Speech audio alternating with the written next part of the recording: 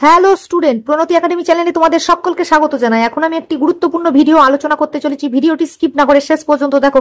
আশা করি ভিডিওটি তোমাদের খুবই হেল্পফুল হবে। তো চলো শুরু করি।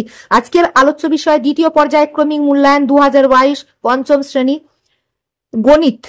সময় 40 মিনিট, পূর্ণমান 20। এই প্রসঙ্গে বলে রাখি 2022 সালের প্রশ্নটি একটু অপরিচ্ছন্ন আছে, এজন্য আমি ক্ষমা প্রার্থী। এখানে নাম লিখবে, এখানে বিভাগ লিখবে, এখানে রোল নাম্বার লিখবে। একের দাগে লঘিষ্ঠ আকারে প্রকাশ করো, এই সংখ্যাটিকে লঘিষ্ঠ আকারে প্রকাশ করতে হবে। দুয়ের দাগের মিশ্র ভগ্নাংশে পরিণত করো, এটাকে মিশ্র ভগ্নাংশে পরিণত করতে হবে। তিনের দাগের প্রশ্ন যোগ করো, এটাকে যোগ করতে হবে। এখানে তোমরা যোগ করবে, 2 নম্বর আছে। চারের দাগের প্রশ্ন এই ভগ্নাংশ 3টিকে বড় থেকে ছোট আকারে সাজাতে হবে, এখানে তোমরা করবে, 3 নম্বর আছে, ঠিক আছে। 5এর দাগের সরল করো, এই সরলটা করতে হবে। এর আগের সালেও সরল দিয়েছিল, তো সরল একটা তোমাদের আসবেই, এটা আমি বলে রাখলাম। এই সরলটা তোমরা করবে। 6এর দাগের প্রশ্ন একটি স্কুলের খাবার জলের চৌবাচ্চা 5/8 অংশ জলপূর্ণ ছিল। সারাদিন জলের ব্যবহারের ফলে দিনের শেষে চৌবাচ্চাটিতে 5/12 অংশ জল আছে।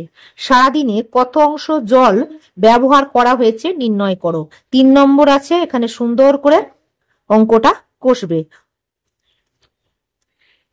7এর দাগের প্রশ্ন একটি আয়তকার মাঠের দৈর্ঘ্য 35 মিটার ও প্রস্থ 20 মিটার।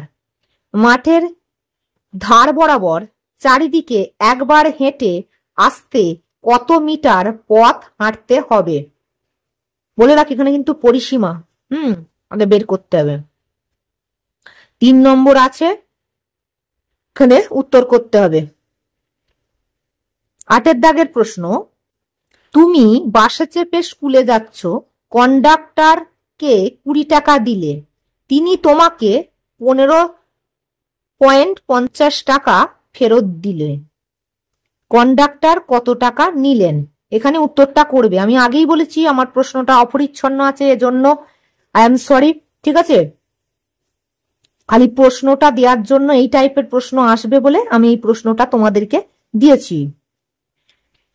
শেষ প্রশ্ন, দুটি বিন্দু দিয়ে কতগুলি সরল রেখা আঁকা যায়? 1 নম্বর আছে, এখানে উত্তর করবে। ভালো লাগলে একটা লাইক করবে, বন্ধুদের মাঝে শেয়ার করবে, সর্বোপরি সাবস্ক্রাইব করে পাশে থাকা বেল আইকনটি প্রেস করে রাখবে। Thank you so much for watching this video.